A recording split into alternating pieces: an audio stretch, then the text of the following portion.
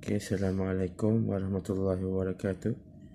Ini adalah Aminah Rania pada hari ke-19. Tengok dia senyum. Dia senyum. Nampak dia senyum nampak dia senyum tu. Ini adalah Aminah Rania hari ke-19 19.